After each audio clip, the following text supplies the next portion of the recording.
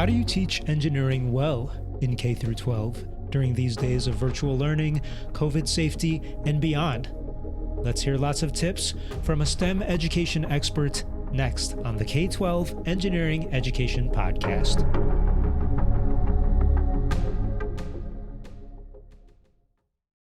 I'm Pius Wong in Austin, Texas.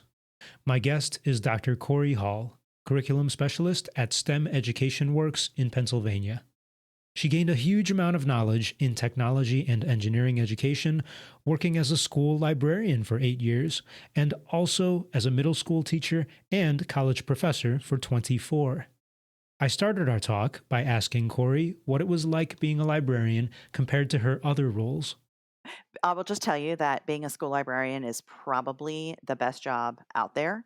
And so I was a middle school teacher for a long time and then actually left K-12, went into higher ed, and I was the director of a STEM ed program. And Hmm. then just decided I missed kids. I really, really missed kids. And I went back and got my library degree and stepped into a school library position.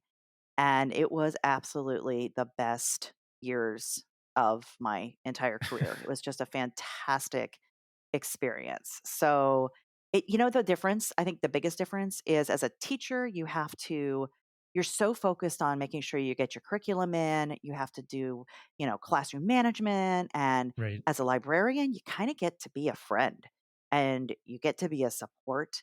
And yes, I have standards and I was working with my standards, but man, it was great to be a place where kids can just feel like they belong, and that's my job. So, yeah, it was a Wow. really great transition. Cool. So I was going to ask how you got into STEM education, but it sounds like you've had a long experience with STEM ed. Yeah, so I was kind of an early adopter, way back when I started teaching in the 90s, so this tells you how old I am. But I was always kind of an early adopter. I was always made friends. I'm a military wife, so like we would Mm, move every 3 years. No matter where I was, I'd immediately make friends with the ed tech person, whatever that looked like in that school. So the instructional tech person, I made friends. mhm. And then I would ask them for any leftover extra technology. So I remember like cobbling together my own little mini computer lab in like the early 2000s. And Oh, I'm wow. talking like the old Mac, what Yeah. were they, the 2Es or whatever, like the old I remember the blue. iMacs. Yeah, Yeah. they had like round mice that was really ergonomically bad for you and Yes, stuff like that. Okay. yes. I Right. had a classroom of those things. Like Wow. it was awesome. But that's kind of how I got started was just asking for whatever I could get, and then I would try to figure out way back then, how to integrate technology into my teaching. And like I said, this was way back in the beginning. Mhm. So that's kind of how I was just a kind of an early adopter. I will also just throw in on the side. I grew up with my dad's a computer scientist, former soldier, Okay. but computer scientist. So we had Wow. like the original TRS 180, like the Radio Shack computer that didn't have graphics. And, I Okay. would Okay. play Zork for hours and, like map out, I'm a Dungeons and Dragons player too, so that makes a Wow. lot of All sense, right. but That's awesome. No, that's cool. Like, I guess I'm wondering how does that compare to what you do now? Because you work for STEM Education Works as well, which consults in STEM education. Is it the same stuff or? yeah, so it's so cool how this worked out. So I was in the library on March 13th, 2020 when everything shut down here in Right. Pennsylvania. Okay. And I had no idea when I was standing there when we got the, call over the announcements that school was shutting down and we had to get all the kids out, that was going to be the last time I was in my library. Like I truly intended to die in that library at 97. Like that was my Mm. goal in life. But I had spent those last 4 years building a makerspace in my library and self taught robotics and 3D printing and coding and all these things that I had not really had a lot of experience with. I was doing that in the library. So when Mhm. my district decided to eliminate the middle and high school library positions because of COVID, I fell into this new position where I got to use all of the things I had been spending the last 4 years learning. Now I'm writing curriculum about. So I Hmm. just finished up a book about Sphero. I just finished up a book about 3D printing. Like it's just crazy that I didn't know anything about those until my library job. And now I'm using every bit of that in this new Wow. job. Yeah, your story sounds very similar to what I'm hearing from other educators, whether Mm. they're teacher and I talk to more teachers anyway, but a lot of teachers are just cobbling together things and have been learning stuff over the last couple of years like you, except now it's your job. So that's kind of awesome that you get to do all that. Of course, you enjoy this, and not everyone Yes. enjoys this, I feel like. It's so intimidating to people. I Yeah. will tell you that. Just a few weeks ago, I got to spend time with a faculty, an elementary faculty in Indiana, and they are integrating some of our curriculum. And I remember walking in, and they sort of had that look like, "Oh god, here we go again. You know, more professional development. We don't want to Mm, do this." And they were very intimidated by the 3D printer. But by the end, they were having so much fun. It's just like if you give yourself some time to play and give yourself some grace to learn, that growth mindset we keep trying to teach our kids, like, mhm. they all loved it. They just had to kind of ease into it. And so we were 3D printing uh, goats to go with a unit that I wrote about the three Billy Goats gruff. So it Oh, was wow, awesome. it was really fun. But yeah, anyway, it's definitely something that I love, but I didn't always love. So Cool. And I guess we should say you have a strong background, I guess, in teaching younger students, right? Or do you have experience with the wide range? I know you've also done higher ed. So in terms wide of STEM range. education, yeah, yeah. Well, middle school is my heart. Like, middle school is where I spent Okay. most of my K-12 time, and then a couple of years in high school, which is not my heart. And then higher ed, but now I'm writing, so library is K-12. So when you certify library, you're K-12. So my curriculum that I'm writing right now, we have a set that's K-5 and focuses on 3D printing, robotics, and coding. But then we Mhm. also have middle and high school curriculum, which is Okay. kind of more my mindset, but we're writing K through 12. All right. Awesome. So let's get into it, I guess. Right now, during COVID, what are the types of things that you think teachers can be doing or Mhm. should be doing in the two different situations? One where people are still distance learning, and then the other situation where they're coming back into the classroom and they have to be safe. I guess let's talk about distance learning right now. It is so hard for teachers. I have to tell you, as much as I wish that I was with my team still, um, you know, I was with them at the transition that last Hmm. couple of months of 2020, but I can't even explain how badly I feel for teachers right now because their life is chaos. I mean, Mm-hmm. at least in my kids' district, today they're home, then tomorrow they have too many cases and they're closed for 2 weeks. So I think probably the first thing before we get into anything specific is just to have grace for yourself and to have the ability to be flexible and know that you can't do it all as a Hmm. teacher in 2021. You just can't. You're going to have to pick and choose your battles and just know that your best is the best that you can do, and that's enough. So that's probably what I see a lot is teachers. I can't even tell you how many teachers have come to me and said, "How do you transition out of the classroom because I can't do this Hmm. anymore." Hmm. So I just want to, we don't want to lose these amazing teachers. They are amazing teachers. They're just being stretched in ways that no one ever expected. Right. So I guess that's just my first piece of advice is if you can give yourself some grace. But then there are things you can do. So let's say you're virtual, you're distance, you're in a distance setting. There are so many online resources available, and I would say that your number one resource should be your school librarian because that's what we do. So we are technology gurus and we are also experts at learning what we don't know. Hmm. So the first thing you should be doing is talking to your school librarian because they will know about accessing digital information. They will be happy to jump into your online classroom and co-teach, digital literacy skills. They also would be happy to get you into databases that you need to be in. So definitely, go to your school librarian and ask for help. Like this is what we were created to do is to jump in these situations and help. So that's Right. my first piece. Not to Uh, totally derail you. So what if they're in that situation that I guess your school was in where they mm, eliminated librarians? shame on the district for eliminating the librarians. Yeah, But yeah. I Hey, would right. say then you're going to be stuck with doing a lot of that research on your Oof. own, but Okay. it's still definitely available. I would say that if you look to some of the big associations like AASL, which is the American Association for School Libraries. They Mm, have entire toolkits available that, share different platforms. And if you're thinking about the big technologies, Microbit and Sphero, they have complete free curriculum available on their websites for you. So I would say you're unfortunately going to have to do some digging. Don't forget your public libraries too, though. On their websites, they also mm, have technologies available and suggestions and recommendations. And if you can't get into databases through your school library, so let's say you're a social studies teacher, you need your kids to continue to work through your curriculum. You don't know how to access a database because your librarian's been cut. Your public librarian can also help you with that. mm. So don't forget your public libraries. They're there too. Okay.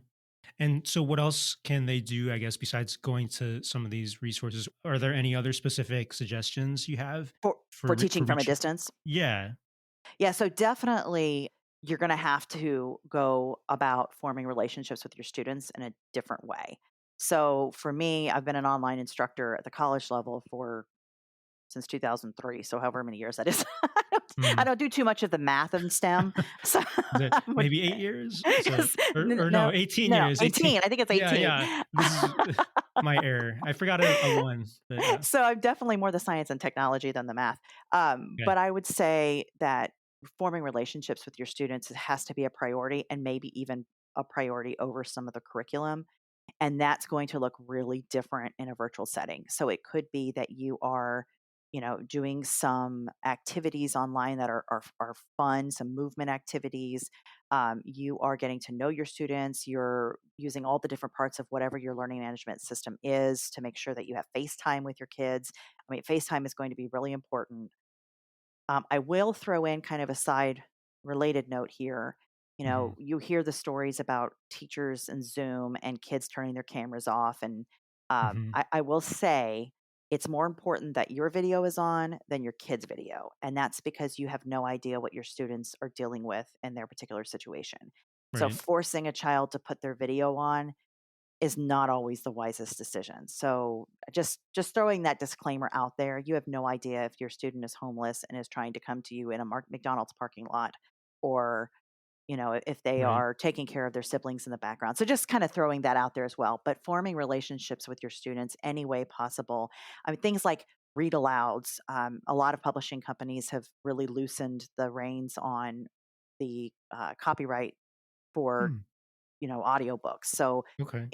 that's especially if it's behind the firewall of a learning management system. So, it's just simple things that just keep you connected with your kids. I love virtual classrooms as opposed to learning management systems. So like your Bitmoji classrooms where you throw some personality in there, you put your links as pictures and just things that make your kids feel comfortable, I think are great ways Hmm. to teach from a distance. Yeah, I've never used the virtual classrooms. I teach older students anyway, so Mhm. I don't know how that would feel. I think it sounds fun. I would want to do that for my students if I had time. Are there other tools that are like that that can help promote a relationship among your students even at a distance? Absolutely. I mean, you could do things like I'm thinking about like Google Jamboard, which would have you all Hmm. collaborating at the same time.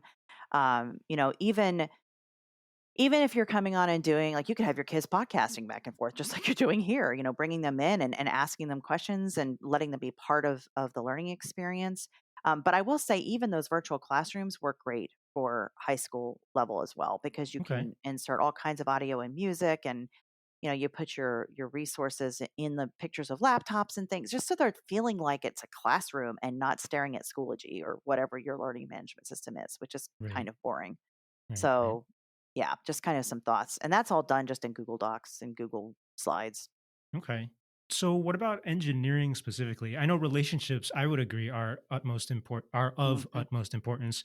But I guess at this in this distance world, like even engineering and design and all these mhm. things, it's hard to do at a distance. How can we get over that? Yeah, so I actually love this topic because I don't know that teachers think okay, so when I'm thinking about engineering as a librarian, I'm thinking about my makerspace, right? I'm Hmm. thinking about my little bits and I'm thinking about my snap circuits and I'm thinking about my spheros and my 3D printing and all those pieces, that we connect with engineering. Well, if you think about it, what really engineering starts with is the engineering design process, right? Like teaching them all about iteration and prototyping and all of that. So almost anything you do in a makerspace or fab lab or studio, you can do online, even 3D printing. So one of the things that when I'm doing professional development or speaking at a conference, I talk about like Tinkercad, even at the high school level. Put your kids in Mm, a CAD program, have them do the same exact thing you would do in person, and then they can send you the files for you to print for them. So, like, you can still be doing the same thing. Let's say you're with K-5 and you're working with, little bits and you're teaching circuits. Well, they have an online program now called Fuse. It's free, and students can work on little bits virtually, same mhm, exact process. If you're working in robotics and coding, Sphero, they have a microbit of microcontrollers, mm. virtual microbit, and so all of the same things that you'd be doing in your lab space, you can be doing virtually. So, 'Cause I you mean, don't have to I install anything or do they just no, need a device or a a connection? device, an internet Okay, connected device. Yep, okay. absolutely. Yep. The only thing that I have come across that's a little bit tough to do would be some of your 3D printers require a software program, but not even all of those do. The one that I used in my school library was a cloud-based You printing just download the file. program. Yeah, yeah. Was it, were students able to, like, come by and just pick up stuff Yeah, or how okay, absolutely. So, awesome. and you can do that in a lot of different ways. You can set a table outside. Like if they're not coming in, you can set a table outside with their names and label their product, their projects. They just pick them up. You can mail them if you're feeling really, really Wow. Yeah. energetic, but I personally didn't do it that way. I was Yeah, creating lending library sort of situations. But yeah, I mean, it's absolutely, and maybe they don't print right now. Maybe they're just learning CAD, but CAD is a huge part of 3D printing. So, they right. they can absolutely be using the same programs, doing the same strategies, just not in person. And talk about your lending library. What is that exactly? Yeah, so this is something that I don't know is brand new. Public libraries have been doing this for a long time. It just hadn't really come into the scope of schools. But right now, we have all of these technologies sitting in spaces, and students don't have access to them. So, lending libraries, it's the idea of getting the technology into kids' hands that they can use right now for short periods of time. And then they send it back in, and you send it off to the next student. Mm, So, it's actually a very successful system. There are some libraries out there. Florida actually is doing it as they don't call them intermediate units, but basically regional co-ops for their school districts, where the schools can borrow these technologies and then send them out to kids. I mean, it's happening everywhere. But these lending libraries give your kids the chance to work with those hands-on activities if you don't want to stay just completely virtual. So, you need to look at the technologies that you have and see which, right. would be most appropriate, but there Because are they're a not ton of them. sending 3D printers are not being circulated among students, are they? You're talking about, No. like, robot kits and that kinda thing? Absolutely, absolutely. Okay, So I'm thinking like Elect Freaks, the sensor kits. okay. Microbit is probably the easiest one to send home in a lending library. Spheros, little bits. You could send Lego kits home if you want to stay, maybe a little less technology driven. Mhm. But the way that we did it, and the way that my company is actually working on this right now, is you purchase. I'm going to tell you, for a teacher, you go to the dollar store and you get yourself like sandwich containers, and Yes. you pick out the technology that you're going to use. You put it in your container. You put an inventory list on the top so that you can easily track what's in there. You put your power supply. Don't forget the power supply. And then you add a QR code on top that takes them to a website with activities, or you Okay. put, activity cards in the kit itself. So we've done it both ways. Librarians would be happy to barcode your lending kits, and then you just check them in and out like you would a library book. But if you don't have access to that, you use a Google form or a Google sheet and track where Okay. your Where technology things is. are and everything. Okay. I was Absolutely. gonna ask, like, the logistics of that seems like it could be intimidating, but you're saying, like, a Google spreadsheet or even Absolutely. if you have that colleague to help you out, then you could do these other things. Yes. As a librarian, I barcoded them, and then students would just check them out like a book, and they would go out for 2 weeks at a time. They could renew, they could put it on hold, but not like you said, like not every school district right now has a librarian. Yeah. So a Google form works just fine. Do you have to So worry about accountability at all? Like, let's say I lose some of the wires or something and I'm a young kid. How does that matter? so How do you that deal with that? So that's a great question. And I got this from a public library that is doing this with spheros and little bits and microbits. So I would definitely create a technology agreement form, and the students and parents or guardians would need to sign it either digitally or send a paper copy, keep that on file. And it's saying that they're accepting responsibility, just like a book, that they're Mhm. accepting responsibility and will pay, and you'll list on the page what, each item is worth. That would be the way that I would keep up with it. Now, having said that, I worked in a Title I school, and for me, it was more important that the kids had access to books than worrying about fines and Yeah, fees. right. Okay. So, within my ability and budget, I also allowed a lot of leeway. So, a missing cord could possibly be overlooked if I knew that a situation was that they couldn't afford to replace it. So I always try to err on the side of grace, but that's the official answer is you put an agreement form just like you would, Got it. for anything else. So Right. So this comes down to the relationships you have amongst your students as well, and their maybe how old they are, and you kind of have to adjust and be flexible. Does that sound yes, right? and I Okay. would say being in contact with parents more frequently with your younger kids probably than you would I with see. your but, think about it, many, many, many of our districts now, especially with COVID, we're one-to-one anyway. So your Mm, students are taking home expensive devices anyway, right? I mean, they have iPads at home or they have Chromebooks sure. or Yeah. laptops, so they have much more expensive equipment than the things that we're talking about sending home and lending True, libraries. true. Yeah, hopefully they've been trained on all this by now in some sense. Yes. Um, if students don't have access to or don't want access to, I guess for some reason, some of these robot kits or Mhm. technology, what can students do at home? Like, can they do stuff that's still design centered with just whatever they have around? And is that going to be available to everybody? Yeah, so that's a really good question. If they have the device, so not let's say we don't, they're not taking home Sparrows, they're not taking home Little Bits. Again, they could go back to the virtual versions of those things. So they could be Okay. doing the virtual, microbit. But let's say that's not interesting to them and they're more of a hands-on kind of student. There are Mhm. so many alternatives where you can just go back to old school, let's build, with cardboard and I know, like, there's a book, I think you actually it's interesting, I think you actually interviewed this author recently where she was teaching Wait, coding oh, without yes. Yeah. having a computer. Yeah, I actually had read her She book and just, knew oh, you her. did. Oh, you did know her. That's I mean, awesome. knew her through, like, social media kinda Oh, stuff, like all following right. on Yeah, Twitter. yeah. And You can tell me your opinions on that later, I guess, but I yes. actually love the idea, and when I did the code.org training, in my own intermediate unit, that's actually how we started, was that we were learning Oh, how interesting. to break. The whole idea Yeah. is the idea of just of decomposition and breaking big things into smaller pieces. And so, like, there's absolutely no reason why they couldn't do some coding exercises Yeah, without ever in needing some technology. form. Right, Right. right. And it depends on the language, but I totally agree. Flowcharts, visual representations, there's so Absolutely. much. Yeah. Absolutely. We have a product that we just finished that I absolutely love called the Build Smart Clubhouse. And the whole idea is that the kids are building from the ground up their own um, clubhouse. We provide like the wood pieces or whatever, but they're learning all about architecture and they Hmm, have to do like how do you correctly do the joints and the studs, the corner studs, and all that sort of thing.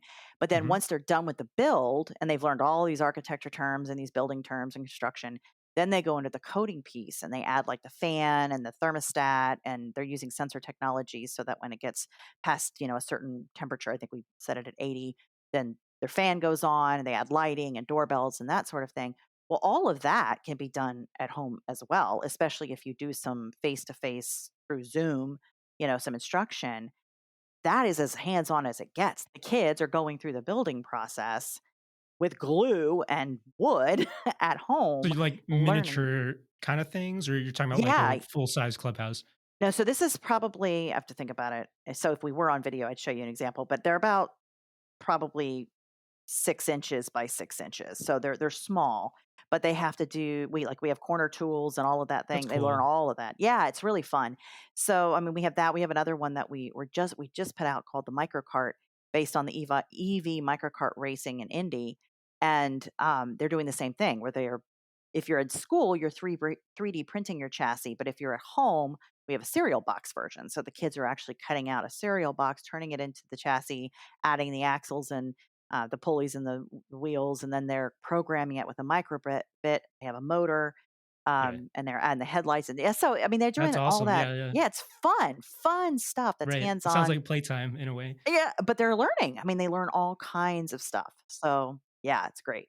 And virtually or in this distance environment, how can kids show off their work? Because I know that in person, that's one of the big, I guess, payoffs of doing an engineering Yes. class. How do they do that? I think you're gonna have to use the tools that you have. So whatever, if you're using Google Meet or if you're using Zoom or whatever, I think you let them do like a gallery walk, but a virtual gallery walk. So each kid has the opportunity to turn on their cameras and show off what they've done. And the projects that we're working on, they are all very personalized, and they can explain, like, they're just given the same kind of opportunities to show off. Or they could do it in something like, I'm trying to think, what's the flip grid? They could do like a flip grid situation where each student has a panel and they're sharing their projects and their experiences, both verbally and you know Okay. through video. So yeah, I think those are great ways to do that. And you could do it synchronously, asynchronously, I guess, with Either those. one. I think you could do either one. Whatever works with your kids. I mean, you know your kids better than anybody. So yeah, I think it works. It just depends on your situation. How do you promote collaboration at a distance? Because that's another key feature of engineering classes at the K-12 level for sure. hmm So we're actually working right now with the 4-H in Indiana, and they're doing our clubhouses, and they are using groups. So basically, Mhm. they are putting them in breakout sessions in Zoom. And so the students are working and talking through the process virtually in groups. So it works out really, really well. Now they're having to purchase different, like a kit per kid because they can't share a kit at a distance. You'd have to have Mhm. one per kid per child. But in terms of the actual collaboration, that's how they're doing it. They're putting them in Hmm. Zoom. They're sending into breakout rooms, and the teachers popping in. They're not teachers. They have a special name. I can't think about what it is, but they're popping in to each group to check on their progress, and then the students are reporting back out after each session. And yeah, the kids are. I mean, kids are collaborating right now at a distance without our help. They're already doing Sure. that as they're playing their video games and you know, Snapchatting each other and all that. So this is not new to them. It's more new to us that how do you get kids in a room doing what you want them to do virtually? Mhm. And you kind of brought it up, but you mentioned working with the 4-H. This is not just for classrooms officially, they're for these after school programs, for extracurricular stuff. How can you bring STEM education, engineering education, I guess, to more of these educational environments? I'm thinking libraries. Are there other places that we haven't talked about that maybe we could bring engineering to? Yeah, so this is just a new area for me and for my company that we're looking at. Actually, out of school activities, they are out of school activity groups are huge for us right now. We're actually presenting at their conference in April. There's a conference for them, and it includes things like Boys and Girl Scouts of America, Boys and Girls Club, 4-H, Coder Dojo, all kinds of groups where in fact, if you go on the Girl Scout of America website, one of their key goals is increasing STEM learning for girls, since girls are so underrepresented in engineering and STEM careers in general. So these groups are already looking for STEM activities. They want to be bringing STEM in. 4-H was just so surprising to me because when you think of 4-H, what do you think of? Right. I think of farms and things like Farms, that. right? Yeah. Like Right.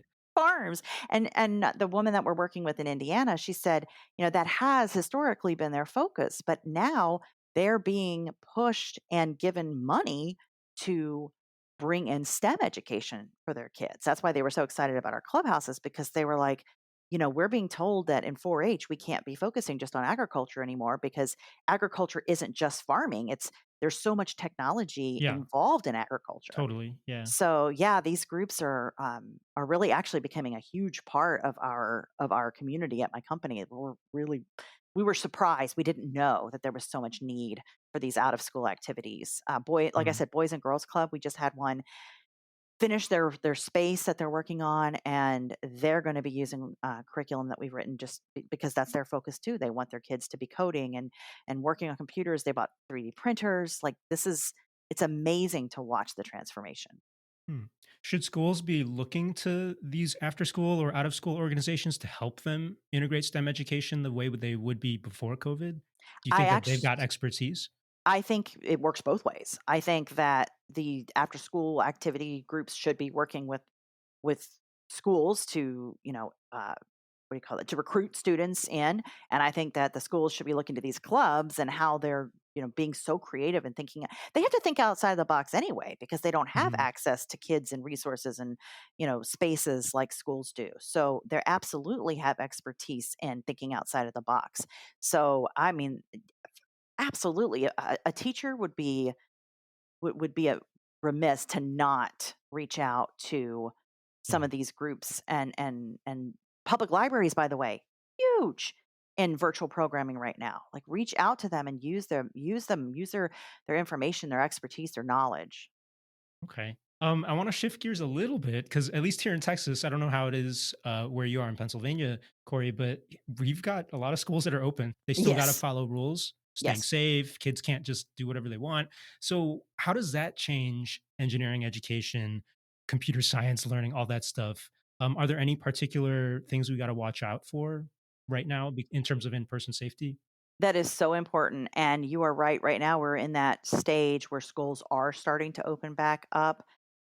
So I would say especially like in a lab setting or a makerspace setting, I don't know that we change what we're doing in terms of the materials and the instruction. I think we change how the students are accessing it. So, we get into a habit where students, when they're walking in the door, they're immediately, hopefully, you have, sinks or Mhm. disinfecting stations. They're doing that immediately. If you're using rotation station models, then maybe you have disinfectant at each rotation and you get into teaching your students the procedures just like you would any other procedure in your classroom. You disinfect, then you work. You disinfect, then you work. I would think also, every technology out there right now, if you go to their website, they have the cleaning, what you need to do for cleaning their technology. So like Sphero, they have an entire portion of their website dedicated to what do you do with your Sphero between student uses. And by the way, it's just wipe it Mhm. down with Clorox wipes because they're so durable. But the same thing Mhm. with 3D printers. What parts do you want to wipe down, or do you want to change it so that maybe only the teacher is touching the 3D printer, but the kids are still designing and sending the files?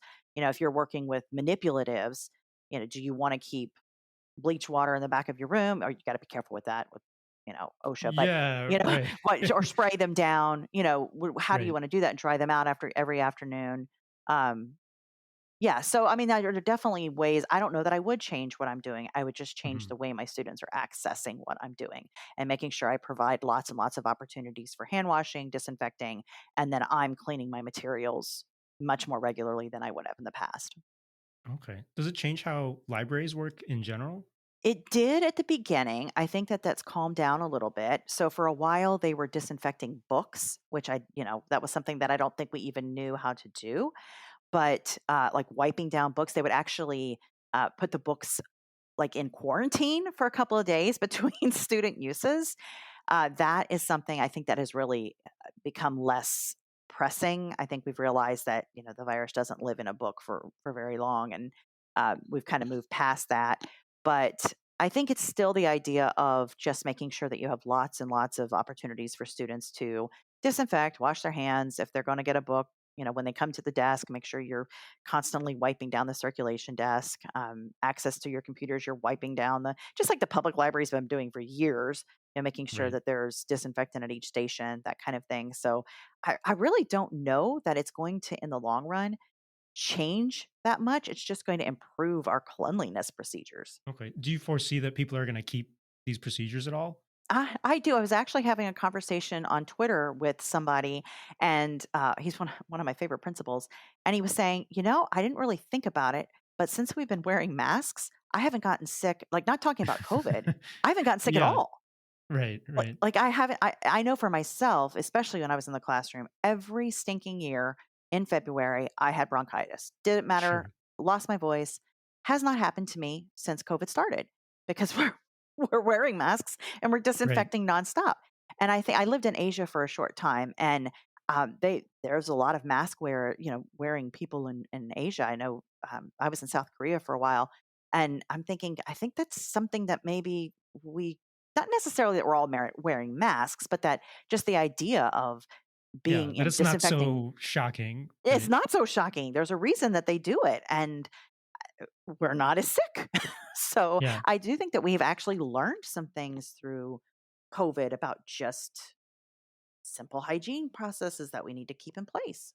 Oh, for sure. My personal hope is that here in Texas, we have a huge pollen problem Yes. around January, February. I don't know if you're familiar, but because of cedar and lots of other trees, it's awful. And so, hey, I will gladly wear a mask for 2 months of the year if it stops me from suffering in that way. And no one will look at you strangely anymore. I mean, if you think about Yeah. it, Right. like, you can take care of it. It'll be considered self-care instead of, COVID panic. It's going to just be self-care. I don't want to get sick. I'm going to wear Totally. a mask on an airplane for the rest of my life. Like, I probably will. I think that's a really excellent question. So you mentioned it real briefly earlier, but I didn't get into it. How do the adults or these school educational professionals, how do they collaborate together at this time? I know that everyone's pressed for time and Mm. resources. All those suggestions that we're making, it sounds like it could be a lot. How do people promote these relationships amongst each other and work together to do these kinds of things? That's a really good question. I do think that some of it has to do with how close you were before this happened. So if you were in a collaborative situation, at the school that I was working at, we were very close knit, we were very collaborative. So that easily carried over into the online Hmm. world. We just did it through Zoom. Unfortunately, that's not the case for everybody, right?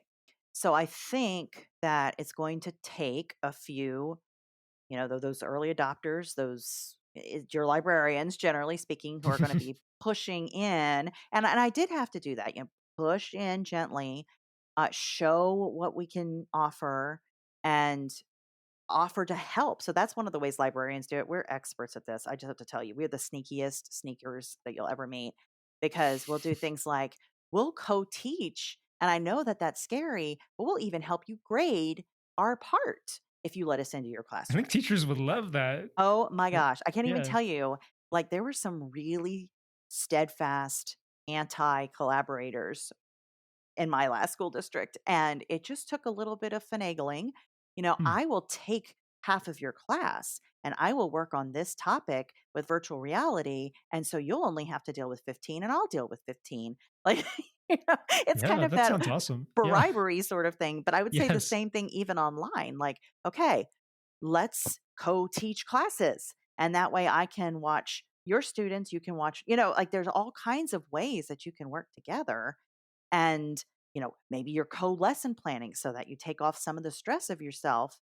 If this person takes this part of the lesson, this person takes this part of the lesson, and you rotate and take some of the pressure off. I mean, there's all kinds of creative ways to connect with teachers, and hopefully your administrators are pushing that and allowing time for that. I know that my son's district, they actually made a change like in October where they realized their teachers were overwhelmed. They were, I mean, Mhm. everybody's overwhelmed, but they cut Fridays in half. And so every Friday, students are home after 11 o'clock. And then the teachers have that afternoon time to meet with each other in person or Zoom and grade papers and plan. And there's nothing else expected Wow. of them on Friday afternoons because they needed that collaborative time. So I think it has to be a priority, and administrators are going to have to lead there too. Yeah. Do you have any ideas for the future? I keep on saying, okay, when COVID is over, I trust hopefully things will get better. I mean, we hear that COVID will continue in some form from now Mhm. on, but I know you said that a lot of these procedures will stay the same, but is there any like broad lessons, I guess, that we should have learned after all of this that we should continue to take with us? You know, I think one of the first ones is going to be taking care of ourselves. I think we learned that we can only handle so much. That self care is going to be something that I can't tell you how many professional development sessions were dedicated, especially at the beginning of this, to self-care because it's just something Hmm. that as teachers we're terrible at. We push and push and push ourselves. We drive ourselves. We work on the weekends. We work late at night. We come in and I had a friend that I used to teach with that would come in at 4 o'clock in the morning just to make sure Wow. that she was ready. And I'm thinking those are the kinds of things that going into the future we are going to have to look at. We can only handle so much, and the world can only expect so much of us as teachers. We're human, so self care I think is important. I think the nature of work is going to shift as well. I don't think online learning is going away. I really don't. I think Mm. that I mean, it was already here, but in terms of K-12, I think the idea of hybrid and virtual learning is going to continue, because people see that for some students, it works really well. It doesn't work for every student, but it works for some students really, really well. So I think offering opportunities for those students who do want to push ahead or like working from home and the guardians are able to provide that guidance. I think that's not. I think that's the future. I think that's going to happen. We're going to have more and Mm. more online curriculum provided. We're going to have more online, what we call them here, we call them online charter schools in Pennsylvania, like K-12 and, um, I'm trying to think of some of the other ones, Agora and just some of the big cyber charter schools. Florida virtual schools, huge. So I think we're going to see a lot of that because all of a sudden online learning is the norm and not the exception. Homeschooling, I think you're going to see a lot of homeschooling or microschooling is going to be a big thing in the future because of COVID and just now we know we can do it. Teachers are the most creative group of people out there, and they have figured out how to make it work. So we're going to see some of these things continuing. Yeah, you're making me think, like, of course, making education more accessible is Mhm. super important. And I feel like that's what you're getting at in a lot of ways. Are there other ways to make education more accessible besides online learning or these hybrid models? Yeah, and so I'm really sad that we weren't totally accessible going into COVID. Mm. There are a lot of districts caught unprepared. I think one to one is going to be the mandate for the future. It has to be. Like snow days are going to be a thing of the past because we Mm. have to be one. We have to be one to one. I don't know that BYOD, which is was a thing for a little while where kids had to provide their own devices. That's not really equitable access. um, I think that that's going to be the first thing. It's just making sure that every student has devices. But then something that we had just dipped our toes in before COVID hit was checking out hotspots to our kids. Hmm. And I cannot tell you how popular that was. We didn't realize how many students still didn't have internet access. Mm. So hotspots are very inexpensive. We kept 20 in the library, and kids would check them out. And then they would bring them back in just like they were books so that they had, access to the internet. I love the idea that some school buses are now being provided with hotspots, and so kids can work on the school buses as they're going back and forth to school. And then public libraries are expanding out the reach of their Wi-Fi so that kids can, be in the parking lots if they need to be, or of course they could come in. But if it's closed, they can use parking lots. There's just all kinds. I know the city of Huntsville, they actually have citywide free Wi-Fi so that every student has Mm. access to the internet.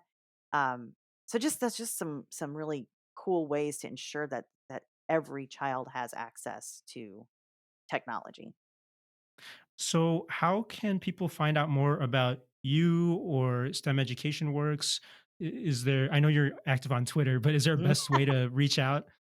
Yeah, sure. So my company can be reached at www.stemeducationworks.com.